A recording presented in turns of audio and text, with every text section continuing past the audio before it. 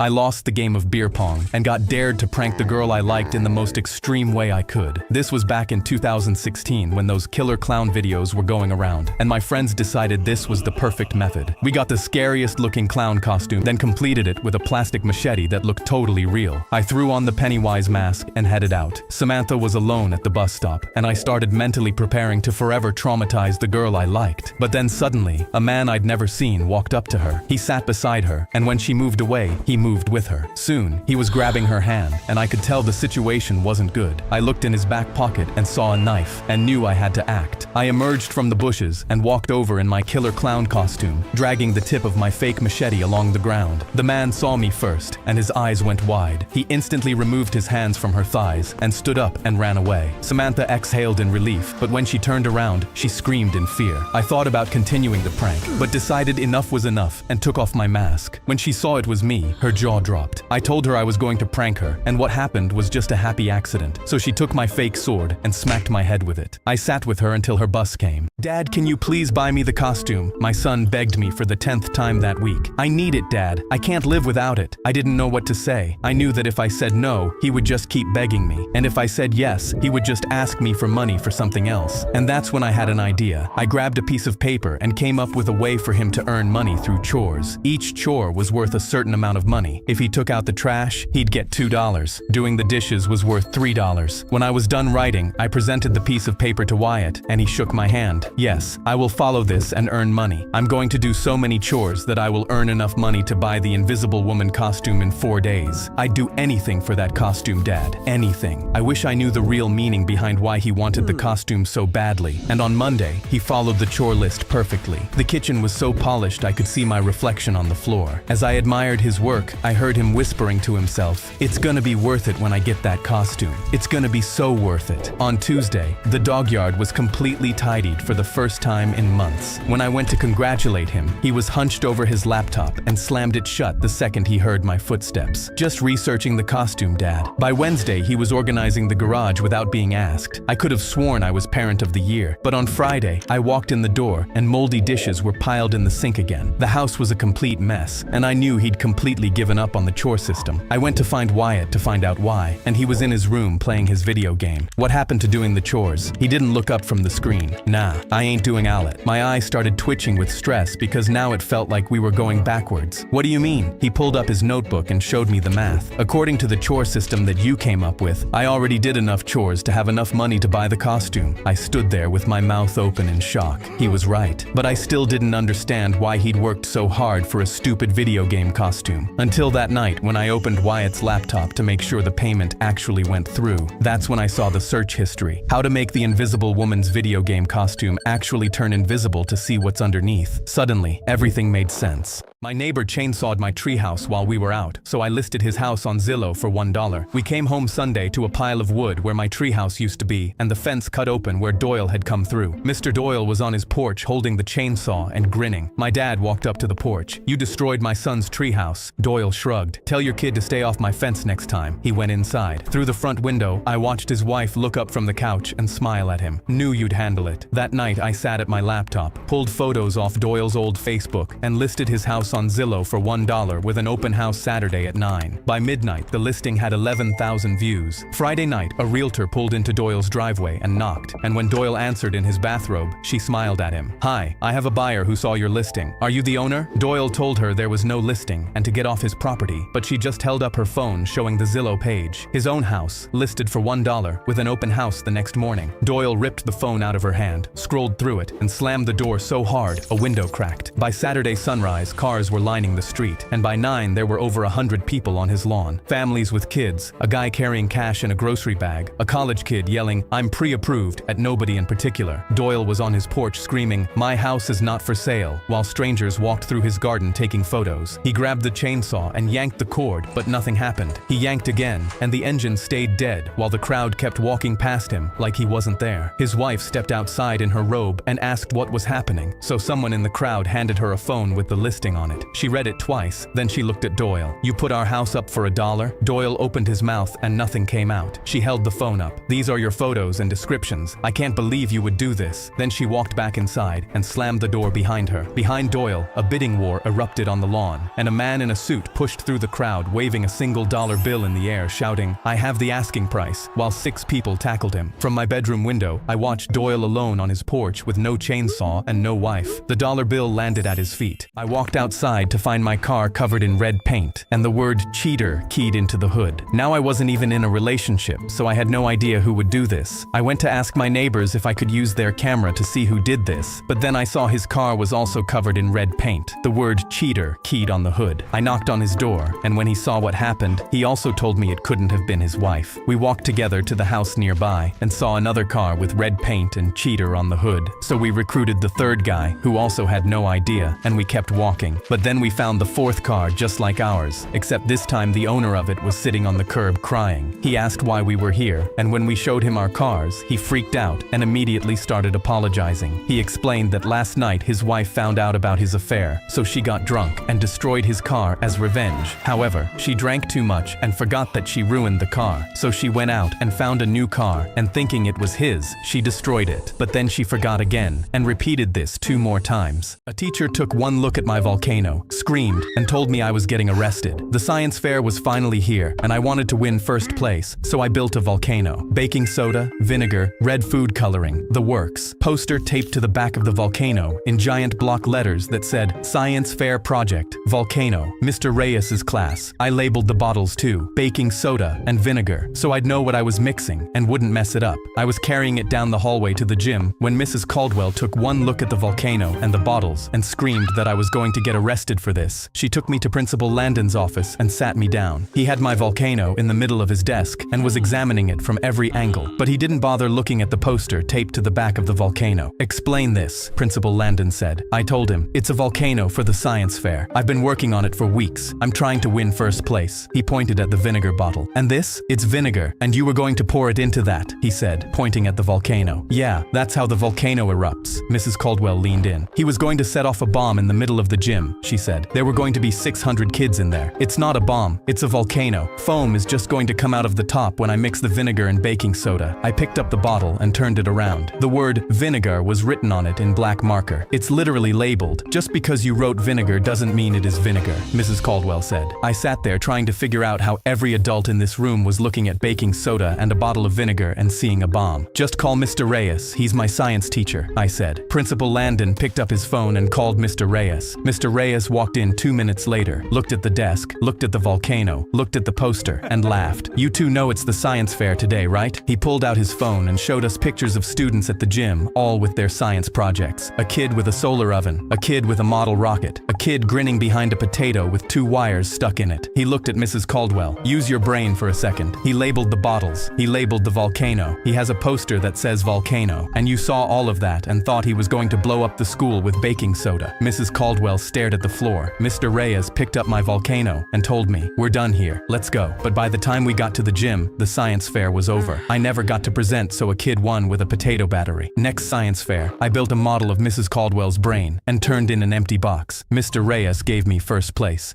At 3 a.m., I walked upstairs in my pajamas, pounded on my neighbor's door, and he answered, still holding the vacuum. "Can you please shut that damn thing off? I'm trying to sleep." He looked at me like I'd spoken a foreign language. "It's the evening, man." I stared at him. "It's 3 a.m. It's my evening. I work nights. I get home. I eat. I clean. I go to bed at 8. That's my evening. Deal with it." He shut the door in my face and started vacuuming again. I'd filed 3 complaints with a landlord who kept promising to have a word. I'd thumped the ceiling with a broom handle until my hands went numb, but now I was declaring war. On Friday, I stopped at Home Depot and walked out with the biggest leaf blower they had. When I got home, I set an alarm for 7:55 and went to sleep through the vacuum noises. Saturday at 8 a.m. sharp, I plugged in the leaf blower and pulled the trigger. The ceiling shook. I heard a thump, a crash, and a grown man sprinting above me. He pounded on his floor, but I kept the trigger down. 3 minutes later, he was at my door hammering and screaming over the engine noise. I gave it another minute, cut the engine, and opened up. His hair was straight up and he was wearing one sock. What the hell are you doing? It is 8 in the morning. I waited for him to run out of breath. It's my evening. Deal with it. He opened his mouth twice and gave up both times. He said he was calling the property manager and stormed back upstairs. 20 minutes later, the property manager was at my door. I pointed at the leaf blower, then at the ceiling. I asked him to pull the noise complaint log for the apartment upstairs. He scrolled and kept scrolling and kept scrolling. 47 nights on file. He thanked me and went upstairs to have a real word. The moving truck was in the parking lot by Monday morning. I watched him load the vacuum in last while I petted my leaf blower. Good boy. I was at a sports bar with Liam, and after he drank 13 beers, he said, "You act like my babysitter when we drink." I asked what he meant, and he said, "If you can't drink with me until you puke and wake up somewhere you don't recognize, go find some church friends to play board games with." I told him I stayed sober to clean up his drunk messes, but he said, "Nobody asked you to." And so I stood up to leave and said, "Okay, then I'm done taking care of you." The first weekend without me, Liam called me 17 times at 2 in the morning because he got arrested at Taco Bell for jumping behind the counter and trying to make his own taco. He was stuffing 53 hot sauce packets in his pocket when the cops arrested him, and now he needed me to bail him out of jail. I almost got out of bed, but then remembered he told me not to clean up his messes anymore, so I went back to sleep. And then the next weekend, someone posted a video of Liam riding a mechanical bull in his underwear, screaming, "I'm the king of Texas." When his dad saw it, he kicked him out saying, "Good luck, your majesty." And so Liam showed up at my apartment asking if he could stay, but I reminded him I was done taking care of him. Liam got angry. "Fine, I don't need you anyway. I can take care of myself when I'm drunk." So Liam threw a party to prove he didn't need anyone to clean his drunk messes. But 300 people showed up to his house and he ran out of drinks in an hour. And so he convinced everyone to drink cough syrup with energy drinks, but half the party threw up in the pool 20 minutes later. And then his neighbors called the cops and Liam tried to get them to party. When they said they were here to arrest him,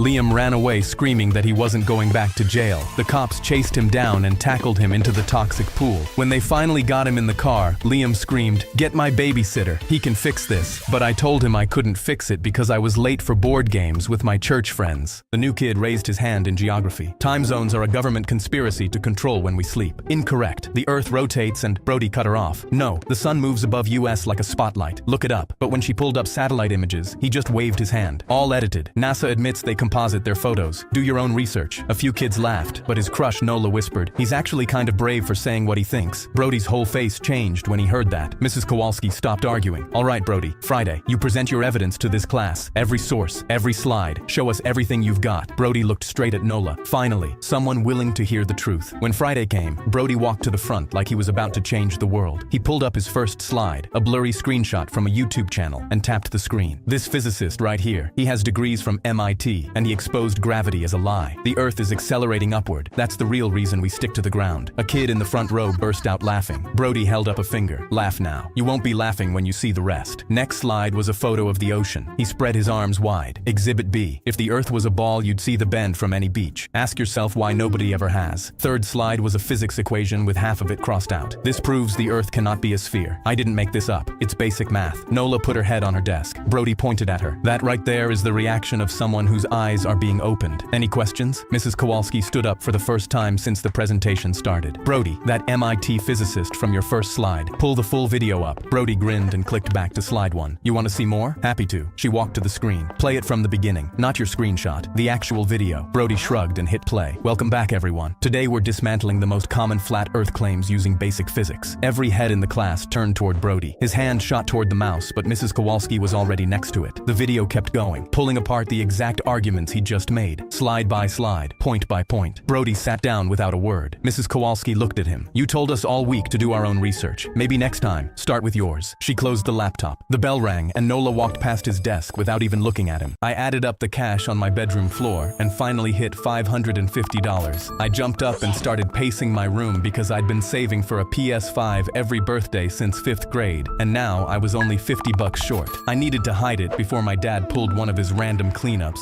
so I grabbed the dustiest game I owned off my shelf, an NBA 2K15, and slid the envelope inside before snapping the case shut and burying it at the bottom of my game box in the closet. I went to bed feeling smarter than my dad for the first time in my life. I got home from school the next day and pushed open my bedroom door, but my closet was hanging wide open and my game box and the stack next to it was gone. I sprinted downstairs and asked my dad where my games were, and he said cheerfully without looking up from the dishes, "Oh, I dropped that whole pile off at Goodwill on my way back from work. You haven't touched those in years, so I figured I might as well give it to someone who needs it more. I asked him when, and he said about 30 minutes ago. I grabbed my bike off the porch and pedaled the 2 miles to Goodwill faster than I ever had. I dropped my bike at the front door and ran straight to the games shelf and tore through every row, but the case wasn't there. I walked up to the cashier out of breath and asked her if anyone had bought an NBA 2K15 disc in the last hour. She was scanning a coffee mug and didn't even look up. Yeah, some guy bought a stack of games 20 minutes ago, $5 for the whole pile. I asked if the cases had anything in them, and she finally looked up at me. Honey, we don't open them. Whatever was inside is gone. Can you stop bothering me now? I rode my bike home in tears, and the second I burst through the front door, I marched up to my dad at the kitchen table and slammed my hands down in front of him. You owe me $550. There was an envelope in the NBA 2K15 case. That was 3 years of birthday money, and you better pay me back. My dad set his fork down and looked at me. You hid $500 in a game case and didn't tell anyone? It was my money, Dad, and it's my house. You're grounded for 2 weeks for yelling at me, and you can forget the PS5 this year. I stood there shaking, but he ignored me and went back to his food. I walked up to my room and slammed the door shut, and from downstairs I heard him yell, "Since you want to slam doors in this house, I'll be taking your tablet too." I sat on my bed staring at the spot in my closet where the game box used to be. Some guy at Goodwill got my PS5 for $5. Fudge! A student told a yo mama joke so bad, he made a student go missing. Trevor, the biggest kid in our grade, walked up to the skinniest kid and stole his food. I thought you said you wouldn't do this anymore. Well, how else am I supposed to eat? Usually, the skinny kid would just let him take it, but now he was clenching his fists. Eat another fry and you're gonna pop. The whole cafeteria went quiet. Then Trevor smiled. Yeah, watch out for the wind, buddy. Everyone laughed. Danny didn't stop. Fatty, you want another lunch? Looks like your shirt ate mine. Everyone saw Trevor's dirty shirt and took pictures. Trevor was still smiling. Man, yo mama's so skinny. She breastfed you laxatives. The crowd lost it. We knew it was all jokes, but now it was free game. You don't bring up someone's mom like that. Danny stopped smiling and cleared his throat. The cafeteria went quiet. Everyone knew Danny was going to cook. Yo mama's so poor. She can't even afford to feed me after I'm done smashing. That's why I'm so skinny. Trevor stood there with his lunch tray and walked out. He hasn't come back to school since.